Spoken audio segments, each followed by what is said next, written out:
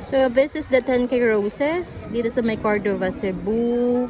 Ay, sobrang dami ng tao kasi nagsimula na yung ilaw. Yan, start na yung mga ilaw-ilaw yan. Ayun yung attraction dito. Yun ang entrance. Yun ang entrance. Ayan. So, yung iba, nasa baba na parang picture-picture. Pero ako currently nasa roof deck. Kasi mas maganda yung kuha dito sa taas. Mamaya try natin kumuha ng footage sa baba. And this is, yung area na ito sa papaligiran siya ng dagat. Ayan. Dagat yan.